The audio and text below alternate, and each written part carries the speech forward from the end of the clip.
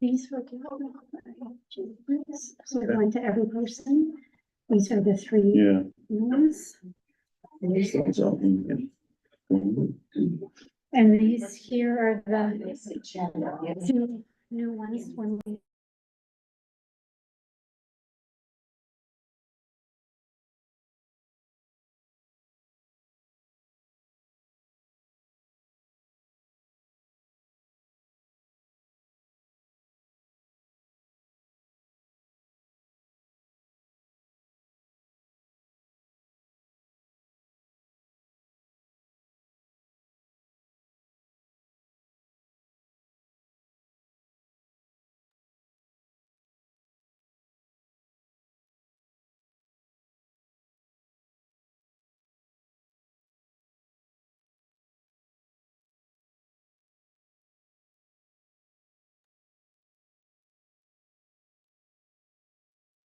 Ron, can you hear me? I can't hear you. Oh, there I do now. You can? Okay. Sean, were you muting me? I was muting the herd. Okay. Online, they say you expect 25,000 a year. So it really incentivizes Medicare from 65.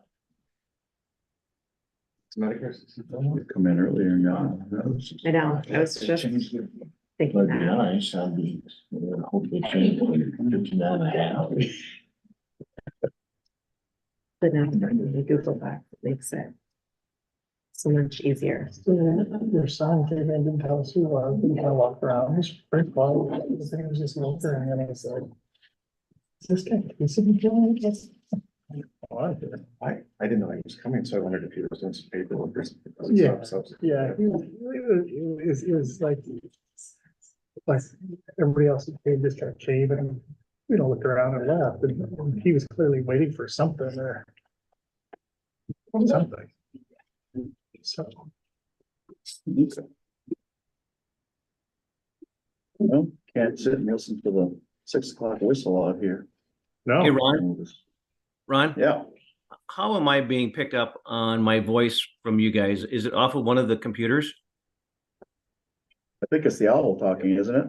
Yeah. Is that Brian's picture? Yeah, that That's you're, Brian's daughter. Brian, it's your voice, but a picture that, I don't know how to politely say this is, not you. There you go. Yeah. Thank you. Definitely not you, Brian. I apologize, but I don't apologize. Sorry about that. I don't know why I can't get it to work. So my camera. Well, we can hear you at least. All right, good. Okay, so we will call to order the November regular board meeting of the Decorah Community School District Board of Education.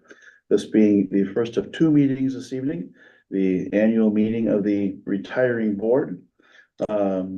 Note by way of roll call that everyone is here with one person looking a little strange and sounding not like his picture. So we need a motion to approve the minutes of the last meeting. I'd make a motion to approve the minutes of the last meeting. Thank you. I'll second the motion. And all in favor, please say aye. Aye. Aye. Opposed? Motion carries. The old business to conclude activities of the retiring board. Is there anything, it's a nice idea in theory, but there is no old business, so we don't have anything to cover under that. We also have the approval of the 22-23 treasury report. Kathy, is there anything that we need to hear from you? No, this is actually part of the CAR that you also approved last month.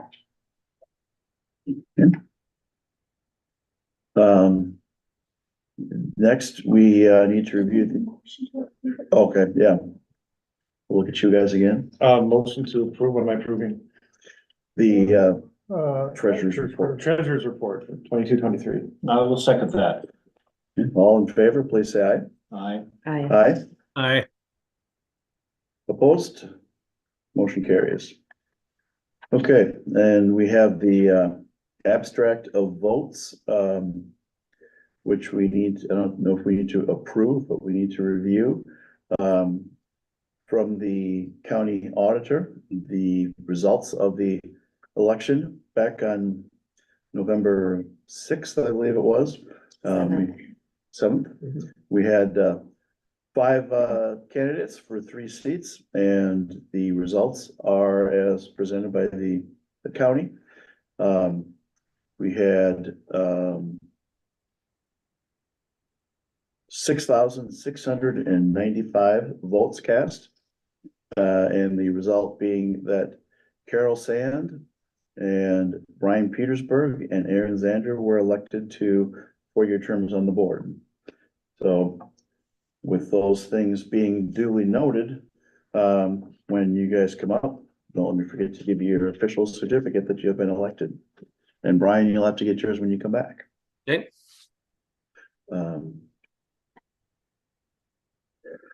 Okay. And I just closed out unintentionally. So we just need to adjourn the retiring board. That's what I was thinking, but I didn't want to jump the gun. Can I have a few comments before we do that? Absolutely. John and Ben, I just want to tell you that I've appreciated all the things you've done for the board and for the district. With the Northwind joining us, and when you came aboard, and John, you've been on the board for a long time, and I've just appreciated and enjoyed working with you guys very, very much. And I do know that you really had your soul and heart into it, and you were very vested. And I just want to say thanks for all you guys have done, and enjoy your time away from it. Thanks, Brian. Thank you, Brian. And we did have a little brief presentation prior to the meeting, but if either of you have anything you want to say under the bright lights in the camera. It's been a pleasure to be on the board for 12 years. It's been a privilege. Yep. Thank you. Carol asked me if I had any advice. I said, listen. Yeah. Okay. Well, thank you both. And we will, with that, set you free. We'll adjourn the meeting of the retiring board. Thank you. Thank you.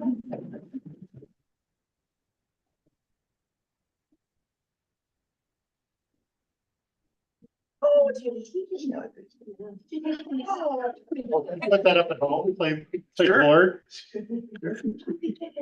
John, get his. Everything. Yeah. And I think seats are just randomly, there's nothing. Yeah, I guess typically it's, sort of seniority, but I don't know how we break this tie, so whoever runs up there first gets to pick. So. Oh. Oh, well.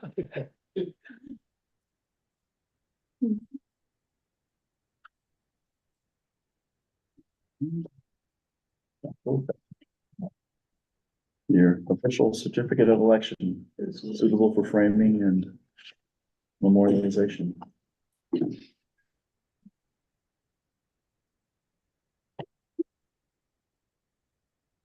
Okay, as we enter the next meeting, I will pass the baton to Darlene to help us with our organizational matters.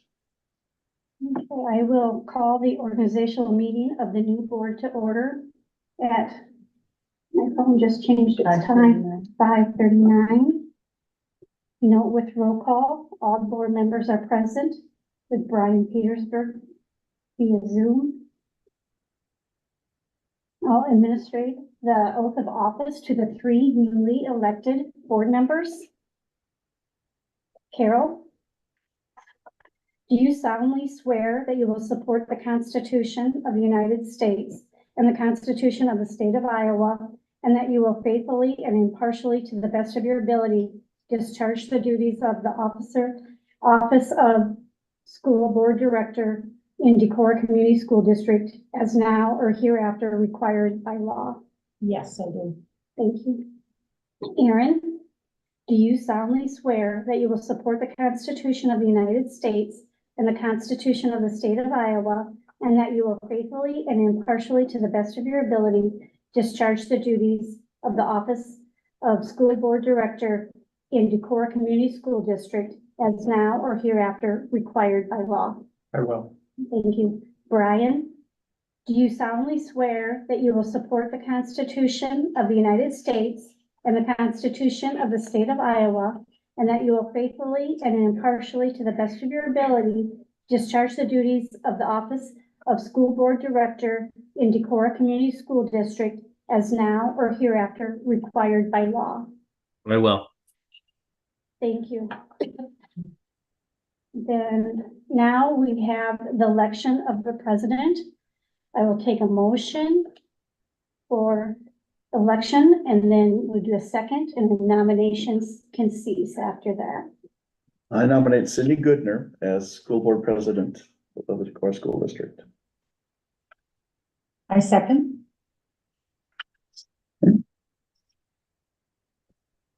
Okay, is there a suggestion to cease nominations? I make a motion that nomination cease. Okay. Okay, that motion carries for Cindy to be president of Decorah School Board. You need to take a vote. Congratulations. Oh, I do. Sorry, Brian. I'm new at this job. Everybody that, or vote aye, all in favor? Thank you, Ron. Aye. Aye. Anybody opposed? Motion carries. You want me to do an oath right now? Yeah, do the oath right now. Okay.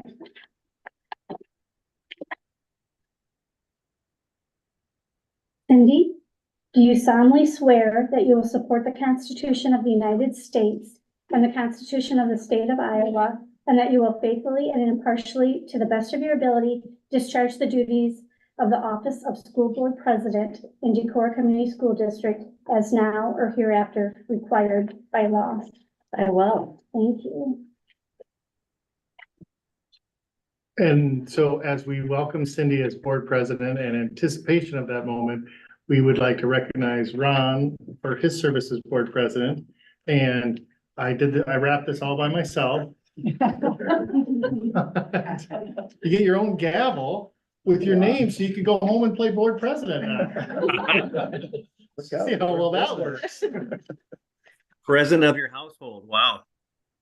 Hey, Look at that. well, thank you. All in all. Yeah, and I would like to just recognize Ron has been an outstanding leader during a lot of complicated times in public schools, to say the very least. So thank you for your leadership and continuing to serve on the board, and as you know, in the years of this term, and hopefully more terms to come. We shall see. Yeah, thank you. Thank you.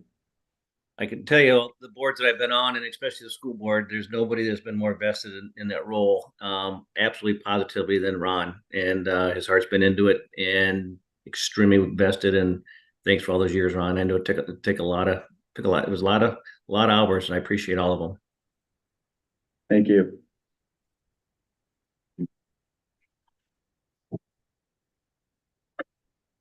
Would you like to do? So now we have to President? select the vice president. You want me to? I would prefer that you continue, because you're doing such a great job. We have a quick order. Great. Thank Okay, you. now we have the election of the vice president, So open nominations. open nominations. I would like to nominate Ron Badness in the role of vice president. I will second that. Okay, anybody want to suggest that nominations cease? I'll recommend that nominations cease. Okay, we'll take a roll call. All in favor for Ron as vice president? Aye. Aye. Aye. Any opposed? Motion carries. Ron, I'll read you the oath of office. Okay. Ron, do you solemnly swear that you will support the Constitution of the United States and the Constitution of the State of Iowa, and that you will faithfully and impartially, to the best of your ability, discharge the duties of office of vice president in Decorah Community School District as now or hereafter required by law? I will. Thank you. All right. Do we have to switch seats? We do. Yeah. Okay. That's a tough one for me to answer, but typically, yeah. To move my co-file. It's not far. Did you not get your? I got it right before this. But it is set up. You put that in here.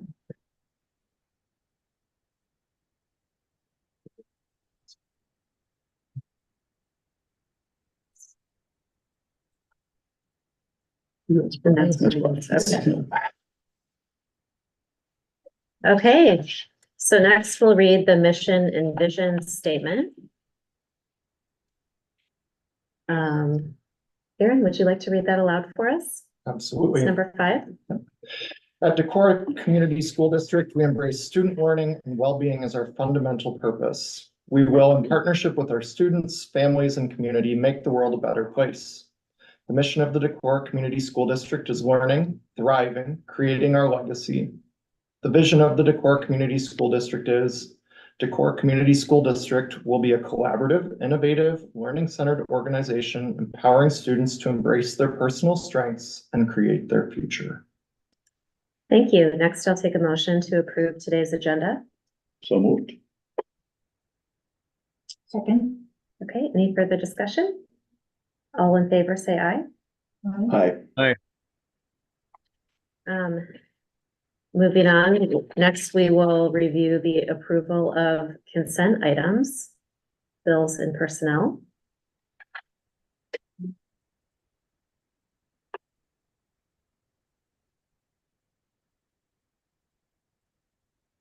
I make a motion, we approve the consent items. Is there a second? I'll second. Any questions or discussion?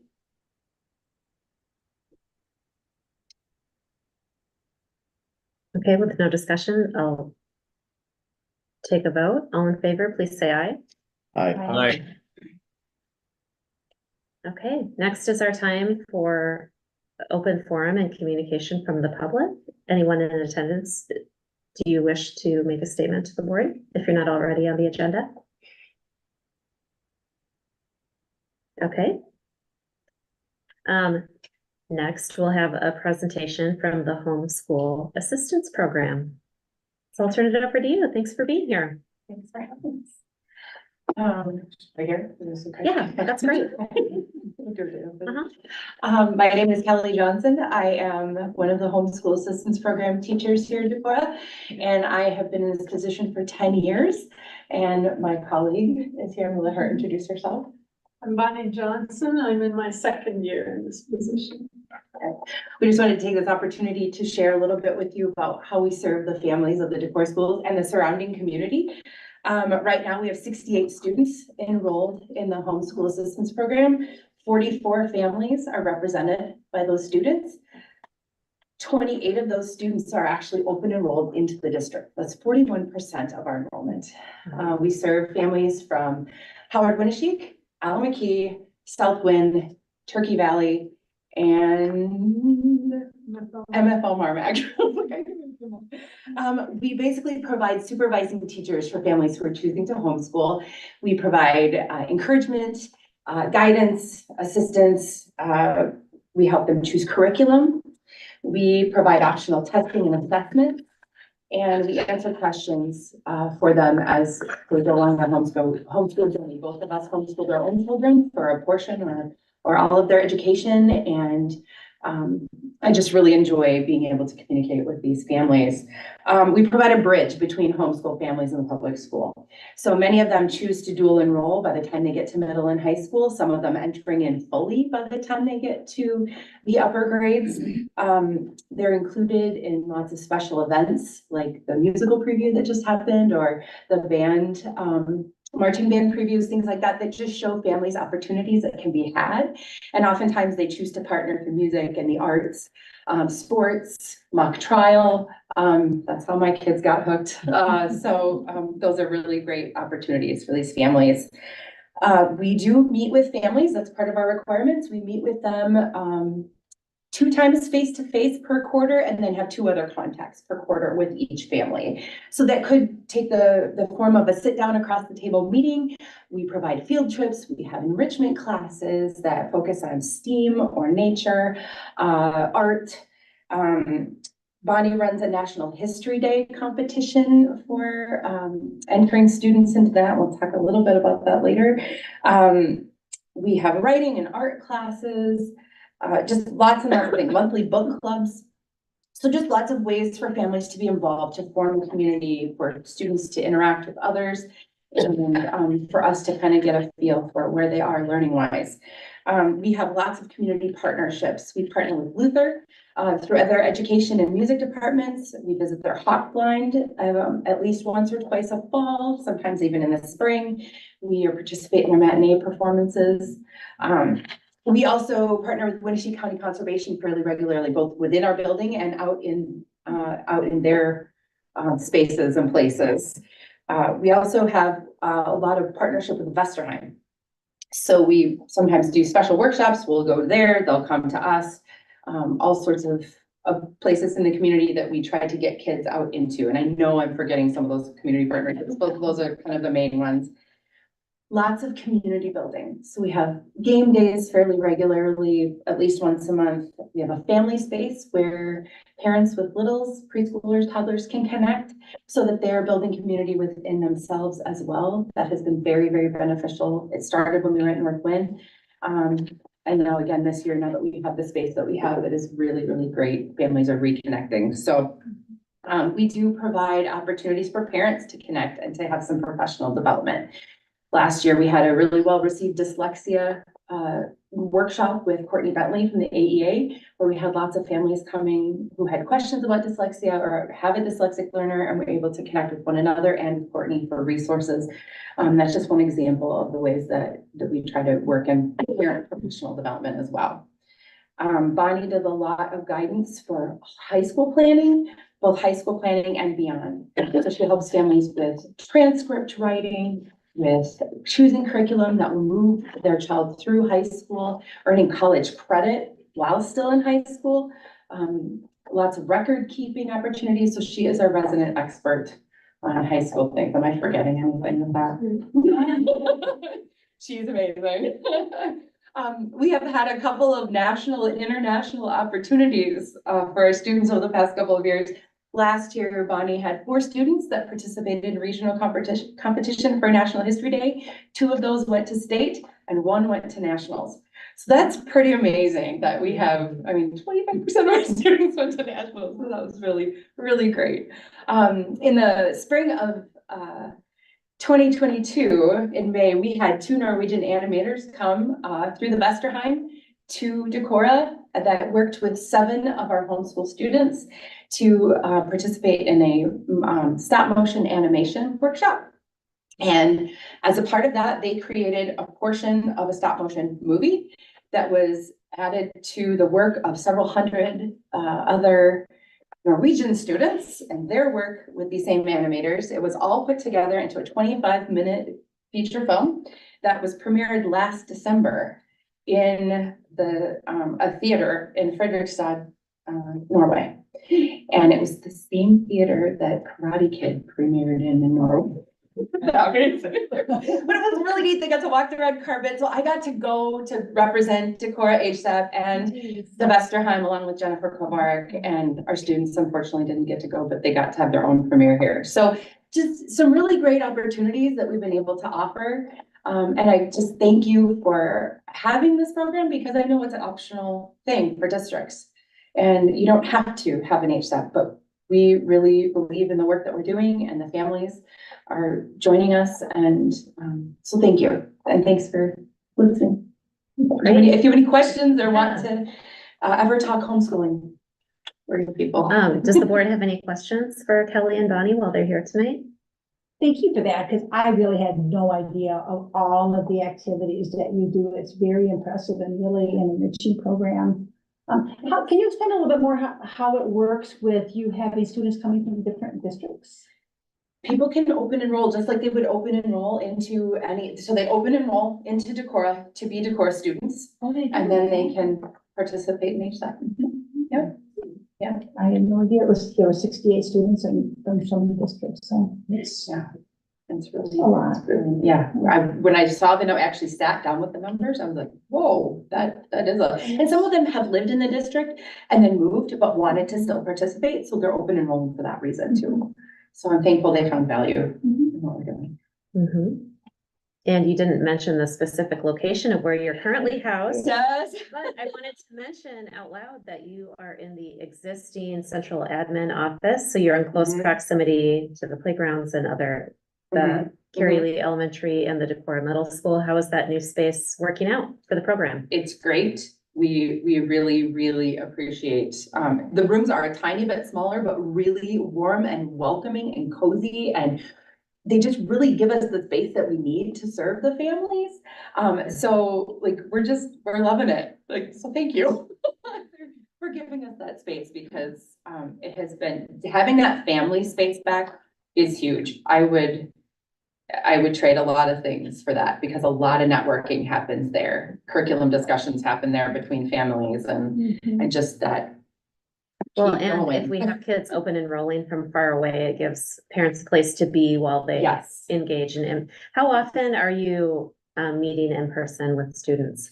We, for sure, Tuesdays have kind of turned into our older kid day, and Fridays are our younger kid day for them, roughly.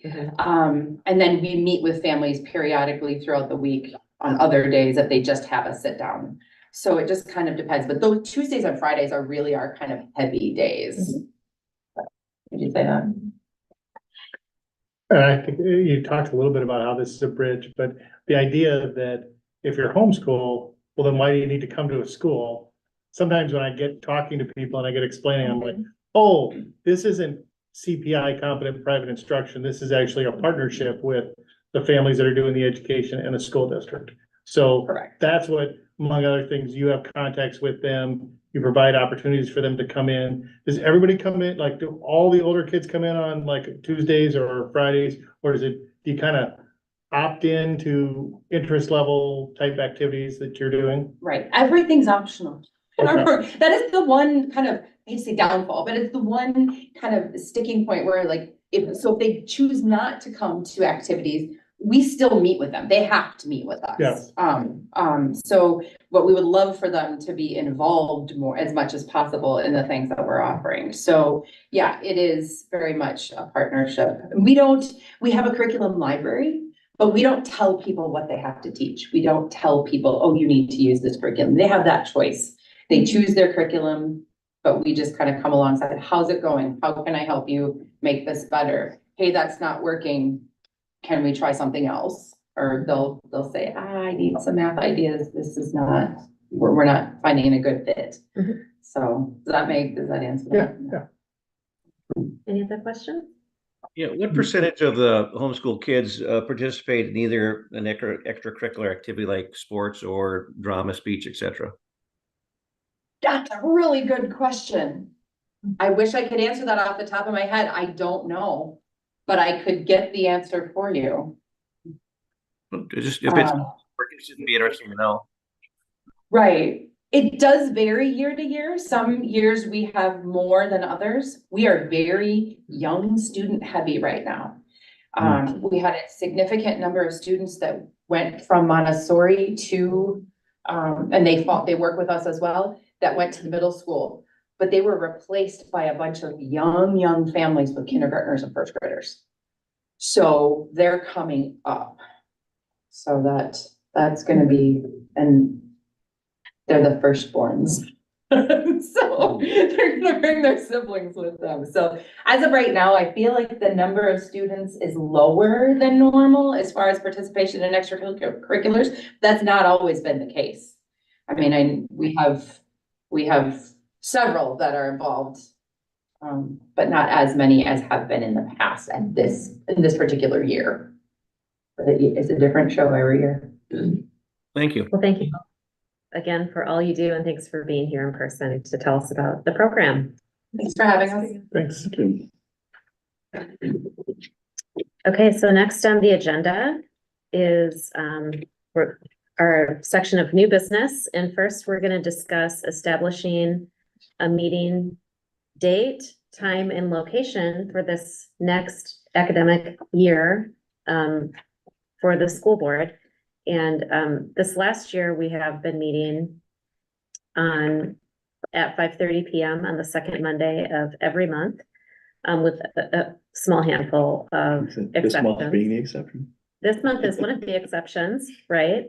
And our board meetings typically take place at the central admin office where we're located today at Old Stage Road. But we can, certainly that doesn't have to be the case. So we can talk about what's best for our schedules. My typical work schedule in season, my afternoon practice wraps up right about 6:30. So if it's possible to shift backwards to 6:30 from 5:30 to 6:30, that would be appreciated for me. And would that give you enough transition time between practice and to get over here? Yeah. Mm-hmm. We had operated at 6 in the past. So. Is that how long is the season? We go from about middle of September through middle of February, late February. So it's about half the year. Mm-hmm.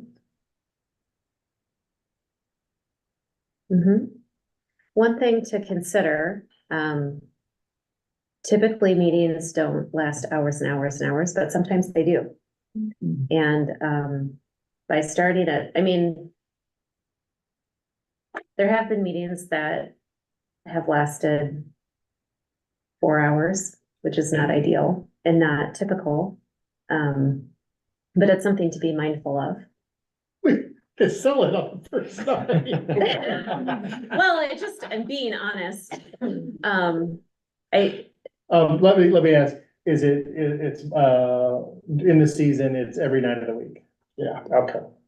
So, yeah, so the board has to, you just work around that, and your options are go at 6:30. If we have a long agenda, maybe say, hey, let's start this one early. If we think it's gonna be long, I'll use the other, I know some boards meet in the morning, which is also an option. I throw that out there. It's whenever you five wanna meet. So that's what I'll let you guys discuss. When you wanna meet, I'll be here. Great. And if you look around the audience of who's here, we typically have a lot of school administrators that attend the board meetings. And if we met in the morning, I imagine that the folks in attendance that would look different. So also want to respect that time as well. So Question. maybe we.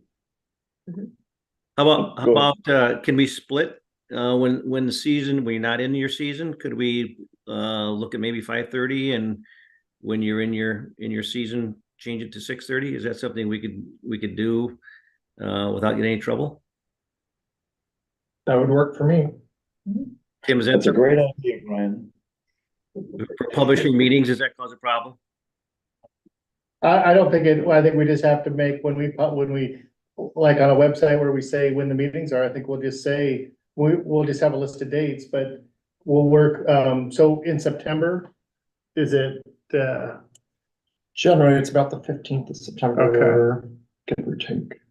so we can be as specific as we can look and say, September of 2024, would we have a 5:30 meeting or so potentially if we went the second Monday in September, it would be September 9th. And so that could be a 5:30 meeting. And we would just go 6:30 for the rest. I will make a chart for board members in February. When does it? Or was it February? Yep, our last summit is the 22nd through 24th. Okay. So we would probably, and going back, if we kept it the second Monday, that would be, February 12th would be at 6:30 and then March would be to 5:30. If the board's amenable, we can just, post it two different ways or post it and just say, these dates it's gonna be 5:30, these dates it's gonna be 6:30. So 5:30 basically is March through September, and 6:30 is October through February? Yeah. We could just set the board meetings. You probably need a motion and approve and all that kind of stuff. Okay, so we've had some discussion. Are we ready to take a motion? I'll move to adopt the calendar as outlined by Superintendent Cronin. I'll second. Any further discussion? All in favor, please say aye. Aye. Opposed, Aye. same sign. Motion carries. Next, we will go through several items of appointing board members to different committees as a board representative. The first is the 2023-24 shareholder Board of Representatives. The shareholder group is that group is led by Dr. Cronin and typically has one school board member and then a list of other stakeholders, parents in the community. And it's just a way for Dr. Cronin to stay and the board member to stay informed with different perceptions and questions and concerns with the community. I served on that committee my first 2 years on the board, so I think that would be a great position for one of our newest board members to take on if there's interest. When do they meet? Typically they're like after work, like a 5:30, 6 o'clock on Tuesdays type of meeting, but a couple times a year. It's probably easier for me to do than you. Well, I can be Given our- flexible, Given but our previous I- discussion. So I'd be Are you willing to do interested? that, yeah. I'd That's be willing to do the that. question. Great, so do we need to take a vote? So, Okay. With a motion, okay, so I'll take the motion. I'll make a motion to approve Carol Sand as the shareholder board representative. I'll second. Any further questions? Okay, all in favor, say aye. Aye. Opposed, same sign. Okay, thank you, Carol. Motion carries. Next, we'll discuss appointing a county conference board representative. And the board needs to select an appointee to the county conference board representative. Last year, Director John Yelly was appointed. And prior to this, Director Brian Petersburg was in this role for a few years. Brian, do you want to tell us a little bit about it? They just meet a couple times a year, and what that responsibility is they actually, that board manages the assessor's office. So they set wages, and approve they watch over the financial aspect of it too. It's just a couple times a year. It lasts a couple hours. It's an interesting board, and everybody gets along real well. I think there are the mayors of the cities in Winnebago County. There's school board representatives from different school boards in the district, and then the county supervisors. So, yeah. I would be happy to do it if nobody else wanted to, but if somebody else wanted to, it'd be a good way to get your feet wet a little bit.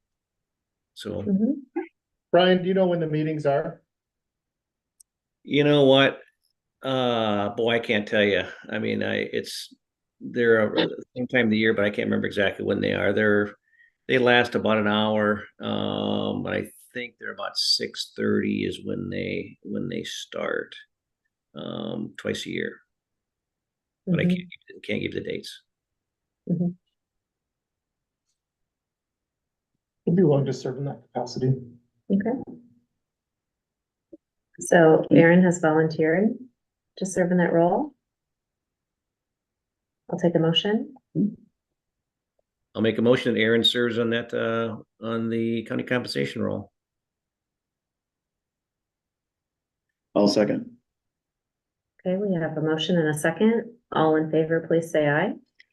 Aye. Opposed, same sign. Motion carries. Thank you, Aaron. And last, we'll appoint a negotiations team. And last year, Brian Petersburg and Ben Lang were in that role. And Brian, again, are you willing to give us a description of the roles and responsibilities for the negotiations team? Yeah, this is a pretty important role. We meet with Dr. Cronin, and the representatives from the school district, from the teachers union, they come out with a proposal, what they think, what they would like to have for increasing compensation and different things, and possibly some other things that might help and benefits and different things. And we meet with them and usually have a very amicable conversation. But it goes back and forth a couple times usually, but it's very, and we, address, a big part of it is address the wage increase, I guess, is what the teachers and the other staff end up getting. So it's a we've like I said, we've really gotten along very, very well over the years, and we haven't seen much arbitration or mediation where the others have, but it's a very important role in it, but it's fulfilling. It is important. And this is one that requires two people. Mhm. So I'm looking at you, Ron. Do you have interest to serve in this role? I am willing to do so, hoping that perhaps my esteemed colleague in Florida will join me. That's you, Brian. What do you think? I would be willing to do that. Okay, so accept a motion. I move that Brian Petersburg and Ron Bodnas be, appointed to the negotiations team. I'll second. Okay, we have a motion and a second. All in favor, please say aye. Aye. Aye. Opposed, same sign. Great, thank you, Brian and Ron. Next, we will cast a vote for the Keystone AEA Board Election Director District. And attached to our board agenda is a ballot, and we can vote for one person to serve as our representative, and there is one person on the ballot, Michael Haluska, who we saw earlier tonight at the reception. So he is a retired educator from Decorah and is the incumbent, so he's running again. I move that we cast our vote for former Decorah Superintendent Michael Haluska. I'll second. Okay, I think Aaron beat Brian to the second. Oh, awesome. Sorry, I think there's just a slight delay. Slight delay, Brian. Communication. Not a problem. Way to go, Aaron. We have a motion and a second. All in favor, please say aye. Aye. Aye. Opposed, same sign. Okay, motion carries. Next, discussion and or approval of vehicle bids.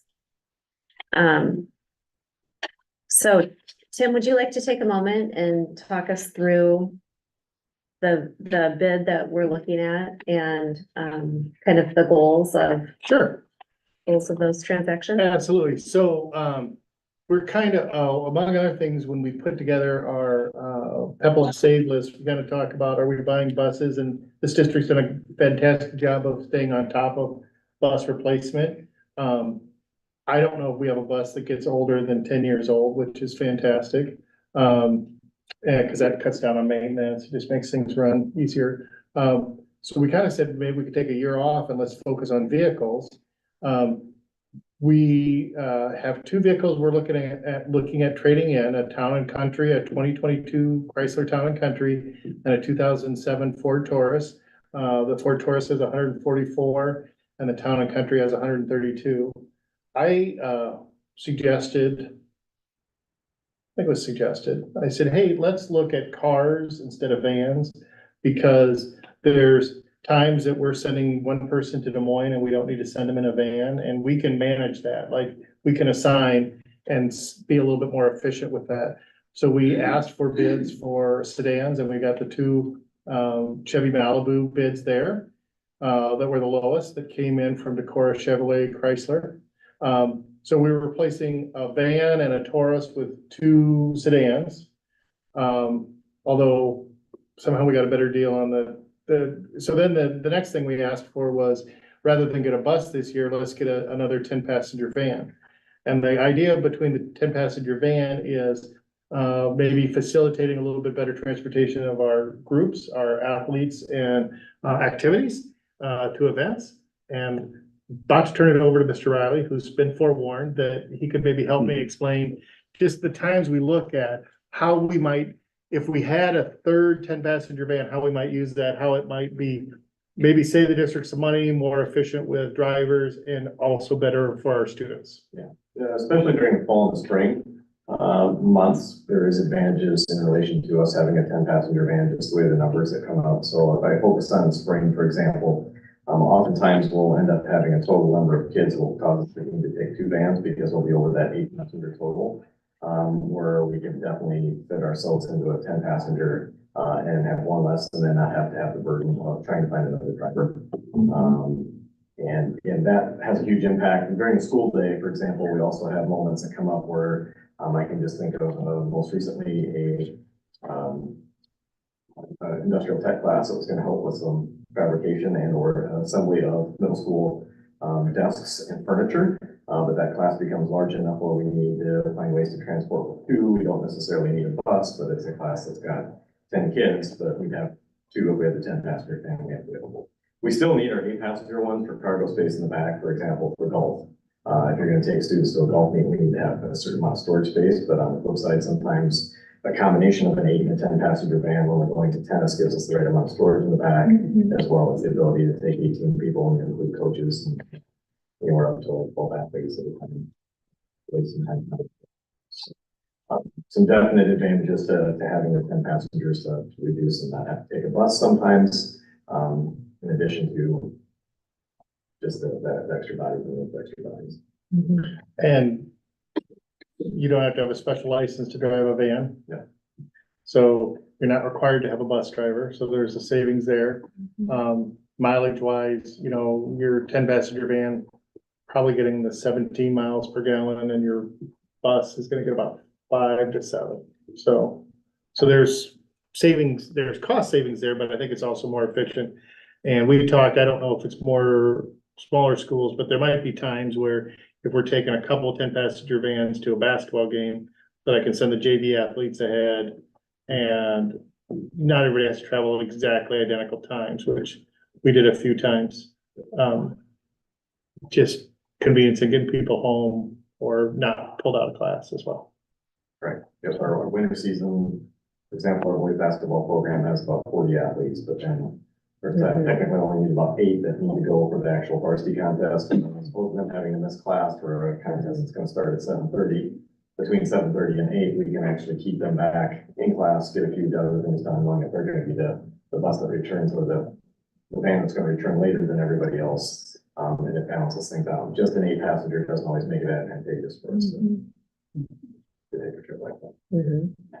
What are the rules surrounding van drivers at the high school level? At what point do you need a special? So, fun certification question, license? if you're gonna do a regular route, like if you're always going to run a bus route, you have to get a license. If you're a coach of swimming or cross-country or golf, you don't have to have a special license, you should just transport. So, they're very popular with the smaller districts, I can just tell you, and then they allowed us to, a couple years ago, use 12, we could buy a used 12-passenger van instead of a 10-passenger van. It's really hard to find used 12-passenger vans. But districts are, like a small district, like Central City could probably get maybe their whole 7th grade team on a 12-passenger, probably close to 7th and 8th grade teams. They just don't have a lot of kids out for like basketball. So all of a sudden, maybe a van, a nice 12-passenger van, and a regular van, and you get the whole team there with the coach and the assistant coach. So, yeah, it just gives you some options. Yeah, so started answering my follow-up question, which Yeah. is going to be about a 12-passenger versus a 10. Yeah, so if we found a used 12-passenger, you might see that in front. Jim did give me numbers if we wanted to wait on that. He told me that, and you're not gonna get new, a used 12-passenger with about 70,000, they think the price is gonna be about 42,000. And if it's 40 to 45,000, it might be closer to 65,000. They're so understand that there was a 12-passenger one out at Weiss Buick that I rode my bike by for 5 days, and I'm like, we're gonna go look at that. Wow. It's not, they had welded seats in it. It really couldn't have been used. It was a weird deal. That's the annoying part of the 12 passengers, is that if it has a bracket for a seat in the back, which could increase the capacity, it is therefore officially a larger van, and you have to have a CDL for the larger one. So a few years back, we accidentally bought a 10-passenger that is 11, and then the state inspector came in and we had to sell it. And just understand, they did change that law recently. Cause I had people here saying, no, you can't buy anything that sits more than over 10. And I go, well, I just left 2 districts that just bought 112 each, but it's gotta be used. So I don't know why it has to be used. And in talking to a gentleman by the name of Max Christensen at the state, he said, and used doesn't mean the superintendent buys it and then turns around and sells it to the school district. Apparently they've been down that rodeo before. Yeah. One other thing I think also add for that bus drivers during the spring has an impact. The 10 and the 8, if we have 2 coaches in tennis, for example, and we know on a given day, by the time middle school and high school sports are going, we normally would take a bus, but we know that also on that given day, we might not need to take everybody on that tennis group because not everybody might not be able to play. We'll roll into a combination of the 10 and the 8 and get us to the 12. Back to the 12-passenger, I mean, would that even be more advantageous? What times, yeah. At times it would. And so the fun thing about the 12-passenger is they're gonna buy it off of, we could certainly, we're presenting these, if the board wants us to pursue a used 12-passenger, probably what we almost need to do is approve the amount we can spend, because what's gonna happen is it's gonna come up for auction on a Thursday, and they're gonna call us and say, how much can we bid on this? We'll buy it and we'll get it, but they're not gonna wanna outlay $60,000 to a van that I then have to have a board meeting to get the purchase approved, is what I'm saying. So that's the one glitch, but we could do that. We could pre-approve and work with a local dealership. And I've done this before with other places, is, they'll buy it off of auction. They won't be a trade-in kind of deal, but then they'll guarantee it for a year or something. So we could certainly look at bringing back proposals that way as well. I'm more than happy to do that. We don't have to, this was kind of a, we could look at we could do 2 sedans tonight and talk about possible 12-passenger in December. could we do more of a needs assessment on the van between now and December? Or is there a fairly immediate need for getting this van? I defer to Mr. Riley on that. I mean, By really, the time we hit the spring, we'd want to be really, yeah, get what makes more sense and what we really need is what we want to do. the 12 passengers are hard to find. Mhm. They're very hard to find. Yeah, I might suggest we proceed with the sedans and authorize an amount Mhm. to whomever would be the dealer that would have purchased that, and expect to get a phone call sometime in, the middle of the week out of, February or something, saying, hey, we just found one. Be ready to act. Yeah, they'll, if we say, hey, we would pay, up to, I don't know, $50,000 for a used van with 70,000 miles, they would start looking for that. And they might find two in a week, or it might be January. And then maybe we could look back and say, let's just get a new one too. Is there the same sense of scarcity with 10-passenger vans? Not necessarily, but you have the option of purchasing if you need, Okay, where you don't have that option, of course. okay. Why? Just because. Well, and I put a flyer out to superintendents, just asked anybody if they bought a 12-passenger lately. And of the people that responded, a couple said no, but do you know where one is? Right. So, What I'm hearing also is that the 12-passenger van used is likely to cost more than a new 10-passenger van as well. And I can easily see reason to consider a new vehicle over one that already has significant mileage and usage. Mhm. And the expediency of having it now, or say a wrestling match for junior high in a couple weeks, or whatever comes down the road.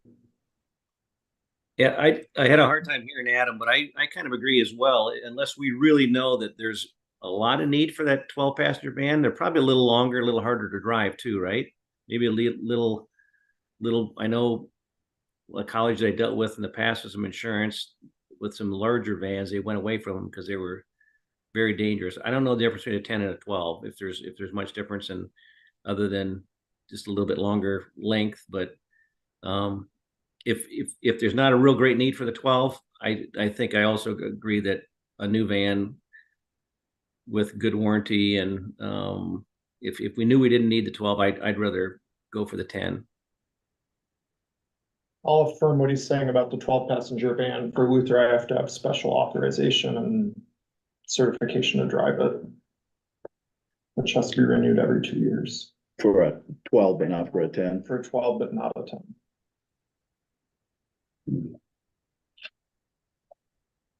Have we ever had a It 12-passenger van? I think we had 11-passenger van for about a week once. It was a couple of months. Yeah, I know the situation. Here's, I've said this before, and I'm not real happy that Jim's not here. When we talk about buses and cars, this is Jim's baby, and I think Jim should be in these meetings, and I think we need to have that conversation, Tim. Yeah, he was not able to attend tonight. Yeah, okay. There's a lot of history there, but okay. Yeah. Can I ask some questions about the sedan, or do we want to continue on with the van? No, go ahead. Is there a certain reason why these particular sedans were chosen? Is that we ever looked at hybrid vehicles? No, we put a bid out, we didn't ask for hybrid. And Kathy, do you have details on what the bid looked like? It was just, any vehicle that would fit the need, any, sedan size, so it wasn't specific to a brand. But we did specifically ask for Mhm. hybrid vehicles. That would significantly improve the gas mileage depending on the vehicle. And it would also, show the district's, awareness of saving gas and values. and values, right?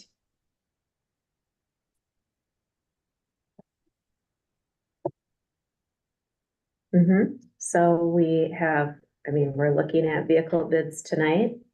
So we're faced with the option of approving purchase based on the bids that we're looking at. Otherwise, if we do not think that these vehicles are suitable for the district, we can certainly, recommend guidance for spending authority, and we can revisit this again in the future.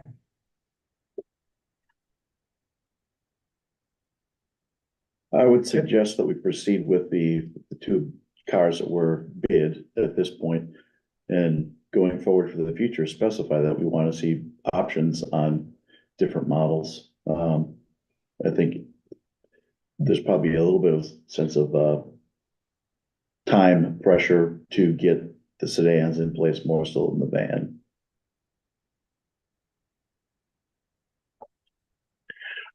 I think that would be fine, with where I don't know, I'm just thinking if we wanted to see sedan bids that were hybrid, could we get them back for the December meeting?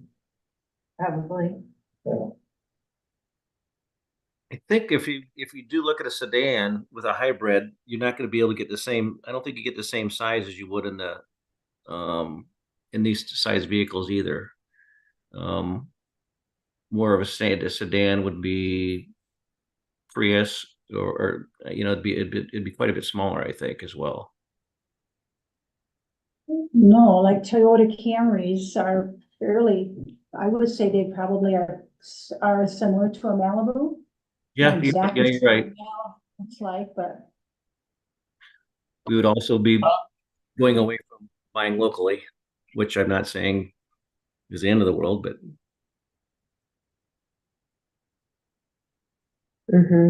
This is a tricky time in the world of used vehicles as well.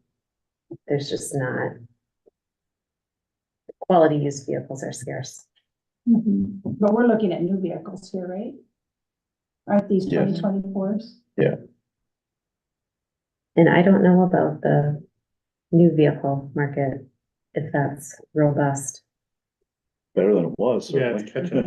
Yeah. They actually have cars on car lots now.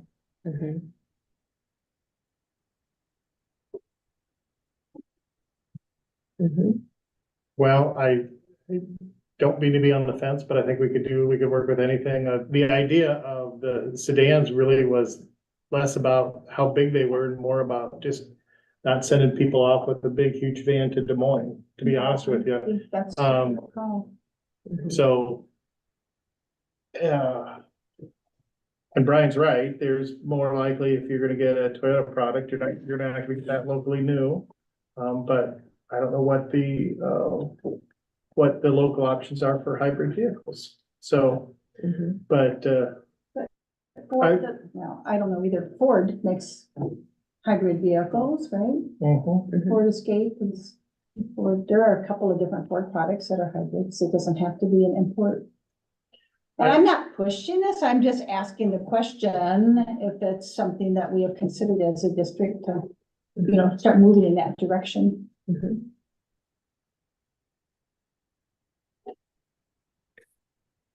Yeah, I think American hybrids are going to be SUVs, like versus an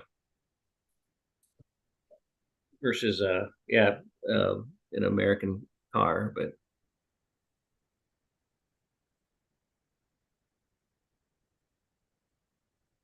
we certainly can vote on something tonight. I think we could also bring options back next month that would in hand, I mean, because it's not even a month, it's 3 weeks, isn't it? Yes, the next meeting will It's gonna be tomorrow. It's in gonna 2 feel, weeks. it's gonna feel very quickly, Yep, so. okay. So the Ford Fusion hybrid is a sedan. So I'm just throwing out the information. And I make recommendations to the board, that's your discussion to have. I don't mind taking a little extra time and getting a little bit more options, is what I'll say. That has nothing to do with the fact that I've got a hybrid out them. I do as well, so, I would like to affirm the decision and the process here of looking to replace older vehicles with newer and as well a more efficient sized vehicle. That's very well thought through. I do too. Okay, so we don't have to approve this tonight. We can make a motion to wait until the December meeting and specifically request bids for new hybrid vehicles. That's what the board wants, but I think we've had a lot of discussion and I'd be open to take a formal motion. I'm trying to think, is the motion, is it? Yeah, Is so I it- think we just be tabling it. We're just tabling it, okay? Am I hearing everyone correctly that Yeah. everyone is Table. comfortable tabling until the December meeting to ask for quotes for hybrid vehicles? Okay. Next, we'll have the first reading and or revision of board policy 705.4 R1, use of public funds regulation. So this is just a first reading. We'll have a second reading next month.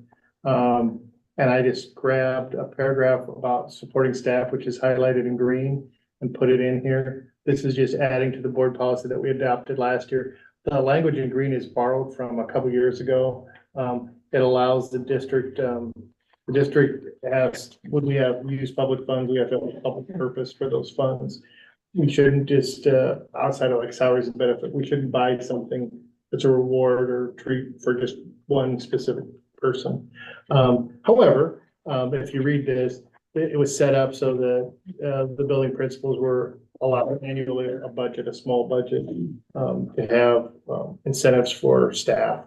And it was listed as like snacks and cookies. And so that's what we didn't have that language in our new policy when we adopted it. So it's like, can we not do snacks anymore? And so while we were doing this, we said, let's make it $600 for the principals. And then the reason that the superintendent's was $1,500 is I tried to come up with a number, just kind of reflect maybe if I would do something as a whole staff. And so one of the things we did a trivia night that the district bought the food for that as an event. And so that was that was well received. So first reading of that, and I'll do questions if we have any, but that's why we're adding that language in there. Yeah, any questions or discussion about that item? I guess one thing I might, for the benefit of the new people, there are basically two different types of policies. Some of them we get handed down to us by the legislature. The IASB will say, here's what you have to adopt. And there's no point in discussing it because you can't change the letter anyway. Then there's ones like this where we do have some flexibility. So it's nice to have a little bit of a judgment ourselves. And that's a good point. When we look at as we update policies, sometimes I'll leave the advice from ISAB where it says in bold letters at the bottom, I'll say, this is a mandatory policy. And that's Ron's like, please don't ask me questions about mandatory. Oh, you can. And I'll just say it's mandatory policy. So that's a good point, Ron. Thanks. Okay, so this was the first reading tonight, and this will be presented again. And we usually motion and Yeah, accept. so we should have, Oh, I'll make okay, a so, motion to approve the first reading of the use of public funds regulation. I'll second it. okay, we have a motion and a second. All in favor, please say aye. Aye. Aye. Opposed, same sign. Motion, first reading, carries. And next is the approval of the 2023 through 2024 Decorah CSD CTE Advisory Committee. All right. We're just gonna look right at you, Brad. Yeah. I don't want to, but yeah, this is an annual exercise. We do have to approve our CTE advisory committee. As you can see on there, it includes obviously the teachers, the students, as well as community partners within each of our 4 strands: agriculture, business, industrial tech, and culinary.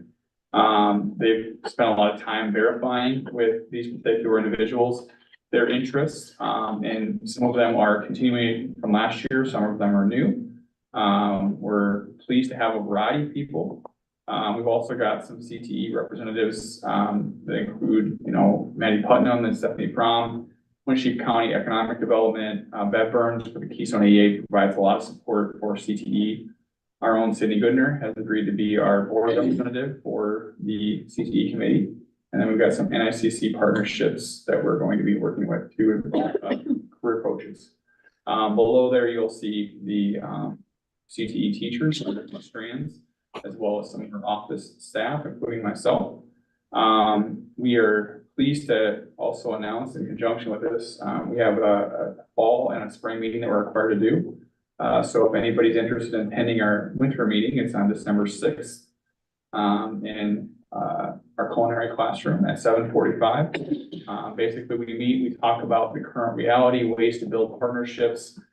There's certainly a desire at our level to sort of forge opportunities for students to do job shadows, apprenticeships, work-based learning. And that's one of the key focus areas that we're going to be talking about is ways to build better partnerships so that kids can get out and see things and do job shadows and get some of that career exposure to what it's like to work in these different careers.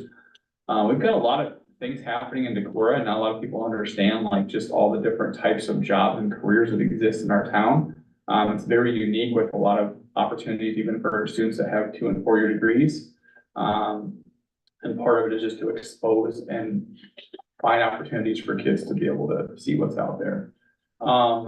In addition to that, tomorrow night, actually, we have Winship County and Howard County are having their joint community partners. Kind of, we had this last year at Pulpit. We had it was just advanced manufacturing. So we had lots of people that were representing like Alumni and Cresco, Light and Cresco, as well as other local industries to kind of work specifically on advanced manufacturing. And now it's really expanding to all the strands and opportunities to build those partnerships.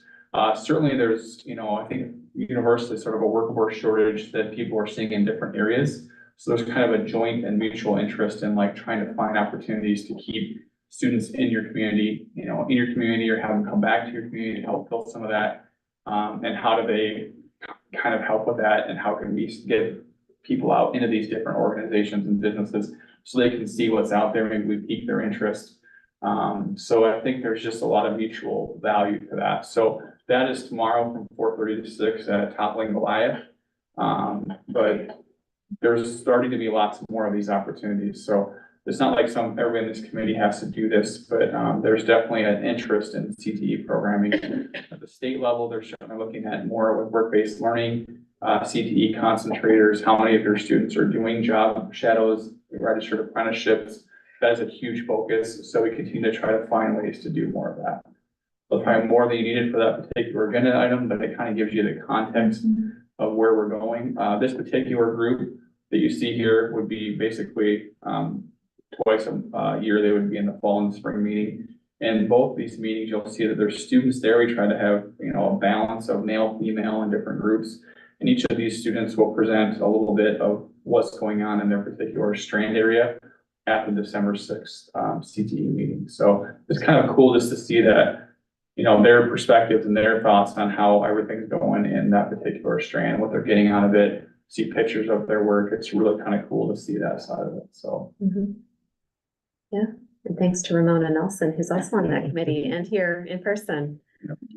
Okay, so that is an item that will need approval from the board. I'll make a motion to approve the 2023-2024 Decorah CSD CTE Advisory Committee. I'll second. Okay, I have a motion and a second. All in favor, please say aye. Aye. Aye. Opposed, same sign. Motion carries.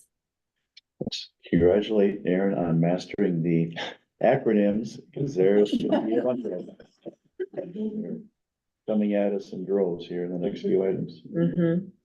Okay, next is approval of the MOU K-12 Cybersecurity Program with the Iowa Department of Management and Decorah Community School District. Yeah, I'm gonna look right at Tech Director Gordon for. Well, snapshot of this is the state is realizing that, the school districts in the state of Iowa are under attack. Homeland Security lists schools now as a major threat, target. So the state of Iowa is trying to figure out how they can help us. The Department of Management wrote a grant. They received the grant for all the schools in the state of Iowa along with themselves. And basically they want to share the wealth, with school districts. And so a school district of our size is allotted, 15 licenses for what they call a EDR or advanced endpoint detection response. And then they're offering help desk, their IT cybersecurity team, to us for free, for those 15 licenses. And they're, this MOU kind of outlines what's required. And some of the highlights of those requirements are that, you know, they want us to put it on our most vulnerable machines. So, our servers, our business manager, superintendent, IT folks who have all the passwords, you know, the people who are potential targets, that's what they want it on. And then we can choose as a district to buy additional licenses. This is like the, you know, super high-end, expensive version of an antivirus. It is about $100 a piece, without the like additional manpower that they are offering. So for them to offer 15 is a pretty good thing for us. And all we had to do is do an MOU, basically saying that we would follow their grant guidelines, which is pretty awesome. They're encouraging all the districts in the state to do it. And now I haven't heard anybody who's not, but. Yeah. And Sean, do you have any concerns about our ability to fulfill the grant requirements? No, not at all. It's very easy. They want to know what machines they're on. If they have any issues, they need to know who to call. So we need, and then they want a backup person. If I'm going to the phone, they want somebody else to do it. Any other questions for Sean? I think this is, Sorry, go to ahead. say, to be technical, which of course this is, I think this is a no-brainer. It's in addition to what we already have. So we have an antivirus already. So it's not like we're all wide open right now. This is an addition. That was the big question that the tech director group had. Was, you know, is this replacing? Well, it's not replacing, it's an addition. So to help us. Do you feel that 15 is sufficient for the district, the number they're allotting to us? 15, I think, is a good number for us to start. If we decide we need it, you know, advance, we can. That covers the main people. In my next group that I would go to would be with the principals, because they're the next in line. I think I know we said about things. We could buy additional licenses under the circuit. And they would not be the same cost though, they would be the full amount? They would be the about $100 a piece, or $98.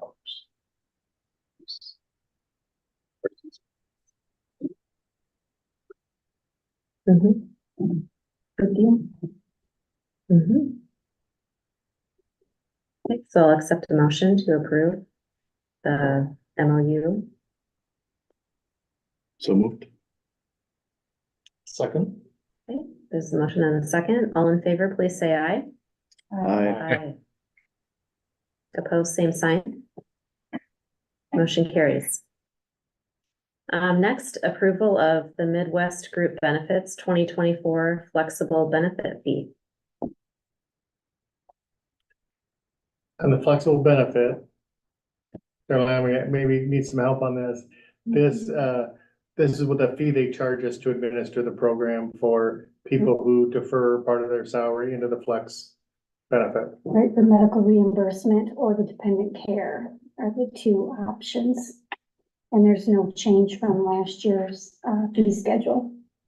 And how many folks do we have participating? About 13. Okay. Split evenly with medical and dependent care.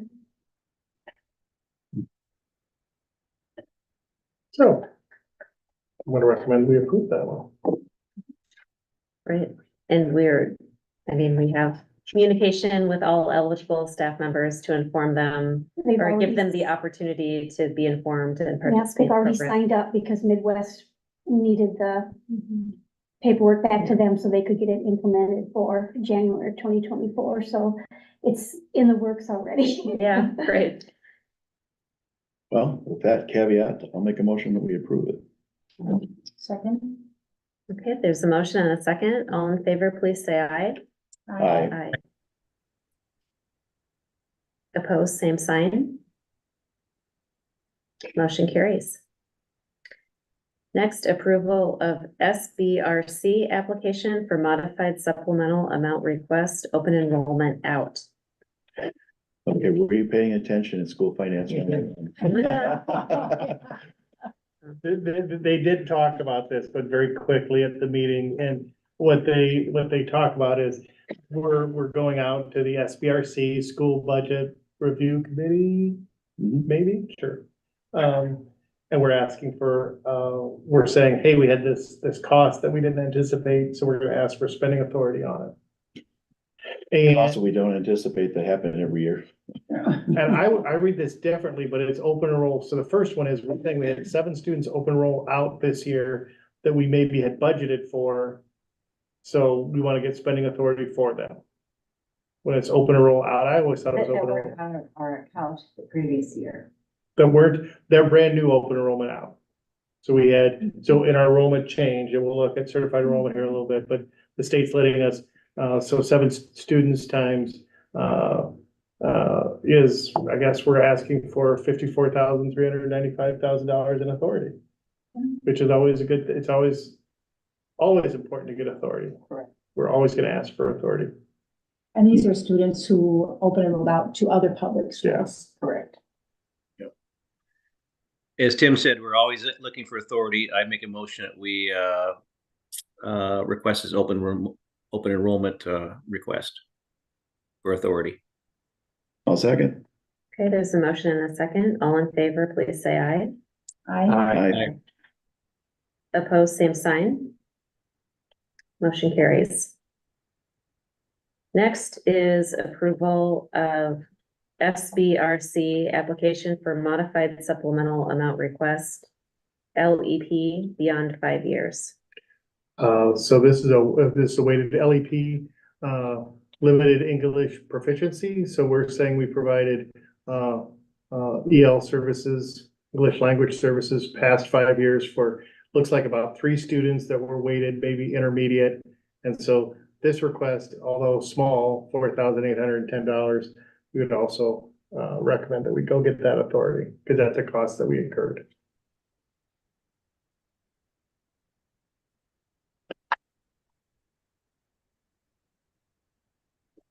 I move to use the authority. To request the authority. To request the authority, yeah. Yeah, for sure. I second. Motion and a second. All in favor, please say aye. Aye. Aye. Opposed, same sign. Motion carries. Next is a certified enrollment update.